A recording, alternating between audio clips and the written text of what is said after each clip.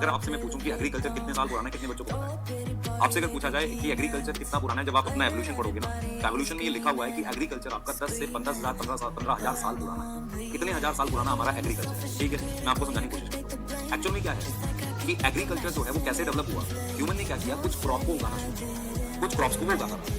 जो क्रॉप उसके फायदे की थी उसको उसने सिलेक्ट किया। आपने क्लास 10 में पढ़ा था कि गोभी, मतलब आपके पास कैबेज की अलग अलग फॉर्म थी, उसमें से उसने फूल गोभी और पत्ता गोभी मतलब कैबेज और कॉलीफ्लावर को सिलेक्ट किया। तो उसके लिए उसने क्या किया, सिलेक्शन किया। तो अगर मैं आपसे कहूं कि एग्रीकल्चर 10,000 साल पुराना है, ह्यूमन ने मेनली क्या काम किया है एग्रीकल्चर से? ह्यूमन ने दो काम किया। पहला, उसने उन प्लांट्स को सिलेक्ट किया है जिनको वो ग्रो करना चाहता है, उसे हम कहते हैं डोमेस्टिकेशन। और दूसरा उसने क्या किया है, सिलेक्ट किया है, उसने उन प्लांट्स को सिलेक्ट किया है जो उसके फायदे के हैं। जैसे आप में से बहुत सारे बच्चे, कई बार मैं भी ऐसा फील करता था, यार ये तो मैंगो के ट्री है, ये ऑरेंज के ट्री है, या ये नॉर्मल फ्रूट्स वाले ट्री एकदम रोड के किनारे लगे हो, सब लोगों को फ्रूट्स मिले तो ऐसा गरीबी एकदम खत्म ही हो जाए, कम से कम उनको कुछ तो खाने को मिले। और जो ये फ्रूट्स के ट्री हैं और जो क्रॉप्स हैं, जैसे मान लो जो क्रॉप हम खेत में उगाते हैं, वो ह्यूमन ने आर्टिफिशियल सिलेक्शन से डेवलप करी है। ऐसा नहीं है कि वो नेचुरली इतनी आसानी से ग्रो कर पाते। तो कहीं ना कहीं ह्यूमन को ये बात पता थी। देखो, अगर मैं कहूं कि रोल ऑफ एग्रीकल्चर में, मतलब एग्रीकल्चर में जेनेटिक्स का क्या रोल है, सबसे ज्यादा इंपॉर्टेंट रोल ये है कि ह्यूमन को कहीं ना कहीं, फार्मर को ये पता था कि जो वेरिएशन का सोर्स सेक्सुअल रिप्रोडक्शन। उसने दो काम किए, एक उसने डोमेस्टिकेट या पालतू बनाया क्रॉप, दूसरा उसने आर्टिफिशियल सिलेक्शन किया और उससे नई नई एनिमल्स की ब्रीड और प्लांट की वैरायटी इवॉल्व की।